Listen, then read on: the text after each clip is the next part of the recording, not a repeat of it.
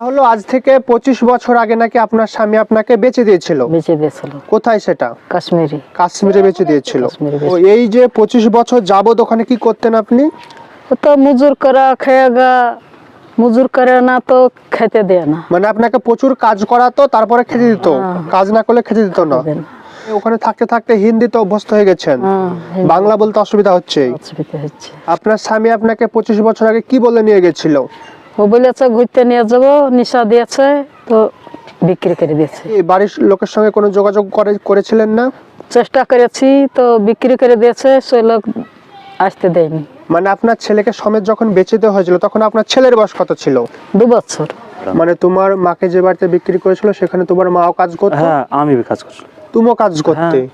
আমার বোনকে থেকে 2টো বিয়ে করি, পরে 2টোর সঙ্গে 3টে সংসার তো চালাতে পারবে না। একটা মারধরকে ছেড়ে দিয়েছে, আর আমার বোনটাকে যাবি কাশ্মীরে বেঁচে এসেছে।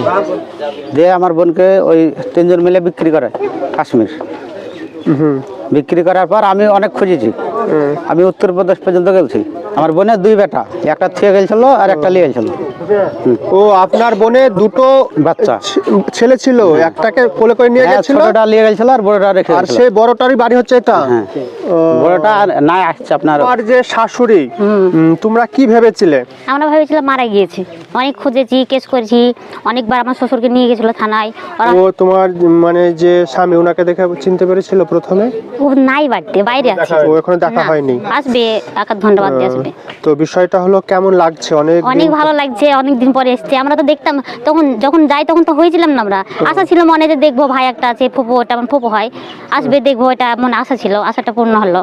তো তোমাদের ঘরে ঘরে বিয়ে হয়েছে? এবং তোমার শাশুড়ির 2টো ছেলে? 2টো ছেলে, ও একটা নিয়ে গেছিল, একটা রেখে গেছিল। আব্বা আর মানুষ করেছে, দিয়ে ওর সঙ্গে বিয়ে দিয়েছে। তোমার স্বামীর কাছে কি সেই খবর গেছে যে ওনার মা বাড়ি? হ্যাঁ, তখনই আমি ফোন করেছিলাম, ভিডিও কল করেছিলাম যে তোমার মা এসছে। ওর অনুভূতি কেমন? অনেক অনুভূতি, মানে ও তো বিশ্বাসই করতে পারেনি যে মা আবার ফিরে আসবে আমাদের কাছে। তা এবং সমস্ত কাজ ছেড়েও বাড়ি আসছে? হ্যাঁ, বাড়ি আসছে। আপনি তো গ্রামের রানিং মেম্বার, সেই হিসাবে আপনার একটা দায়িত্ব থাকে। আপনারা থানায় নিয়ে গিয়েছিলাম আমি। থানায় নিয়ে যে নিজে আমার পিসিমা নিজেই বয়ান দিয়েছে। কি বলেছে? যে কে কে বিক্রি করেছে তারা সবাই যুক্ত, তাদের নাম বলেছে। বেঁচে দিয়েছিল। আপনারা ভাবতে পেরেছিলেন যে ও ফিরে আসবে? তা না, ভাবতে পারেনি। প্রতিনিয়ত তাকে দেখতে এরকম মানুষে ভিড় করছেন, কেননা তার পরিবারে তারা 3 ভাই বোন আমার সঙ্গে এখানে উপস্থিত আছেন। এরা 3 ভাই কিন্তু ভেবে নিয়েছিল তার যে এই বোন, সে কিন্তু মারা গেছে, তাই তো নাকি? হ্যাঁ, তাই তো। আপনারা কি ভেবেছিলেন? আমরা মারা গেছে এরকম একটা ভাবেই তারা তার প্রায় আশা ছেড়ে দিয়েছিল। তারপরে গত পরশুদিন কিন্তু হট করে দেখছে তার সেই বোন বাড়িতে ফিরে আসছে। আজকে আমরা আছি মুর্শিদাবাদ জেলার রানীনগর থানার ইলশামারি গ্রামে। ইলশামারি গ্রামের সমস্ত মানুষ আজকে তাকে দেখতে এসছে, এবং তার সময়ে তার যারা বান্ধবী ছিলেন এবং সমবয়স্ক ছিল তাদের সঙ্গে কথা বললাম, তারাও বলছে যে সে যে বেঁচে আছে সেটা আমরা আশা করিনি। তিনার মা, খুবই বেদনাদায়ক ঘটনা, তিনি কিন্তু এখনো বেঁচে আছেন। আচ্ছা, আপনার মেয়েকে বেঁচে দেওয়া হয়েছিল, তাই তো? তারপরে আপনার মেয়ে যে ফিরে আসবে সেটা কি বুঝতে পেরেছিলেন? ভাবেননি কখনো? মেয়ে যে ফিরে আসবে সেটা ভেবেছিলেন? ভাবেননি না? বেঁচে দিয়েছিল। উনি শুনতে পান না, বয়স হয়ে গেছে, যদিও বয়স কত ওনার? 90-এর কাছাকাছি বয়স হয়ে গেছে ওনার। 25 বছর পর তার মা ফিরে এসেছে শুনে তার বড় ছেলে উড়িষ্যা থেকে ছুটে এলো। আপনারা দেখছেন সেই ছবি। দীর্ঘ 25 বছর পর আপনার মাকে দেখছেন, কেমন লাগছে বিষয়টা? খুব খুশি লাগছে। আমি তো অনেক খোঁজাখুঁজি করেছি আমার মার জন্য, ভাইয়ের জন্য।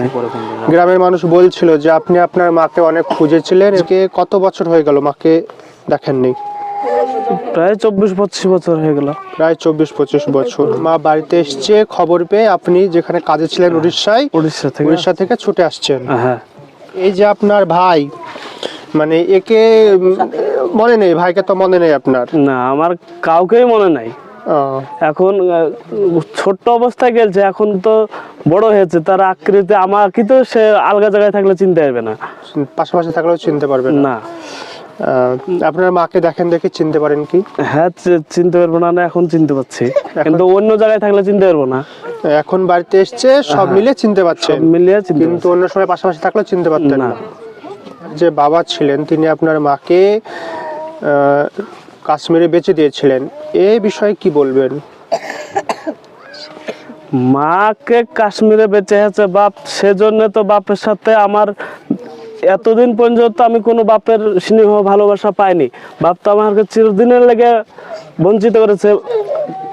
তার মানে আপনি আপনার মার ভালোবাসা থেকেও বঞ্চিত, বাবার বাবার ভালোবাসা থেকেও ভালোবাসা থেকেও বঞ্চিত। আপনার বাবা যে বর্তমানে বাড়িতে আছে, সে বাড়িটাও নাকি আপনাদের দুই ভাইয়ের নামে আছে? আমাদের দুই ভাইয়ের নামে আছে, নানার সম্পত্তি সেটা। আপনার নানার সম্পত্তি সেটা আবার? হ্যাঁ। আপনার নানার সম্পত্তি, আপনার মা নেই, আপনার মাকে বেঁচে অথচ দিয়ে ও বাস করছে, ও বাস করছে। ও বাস করছে।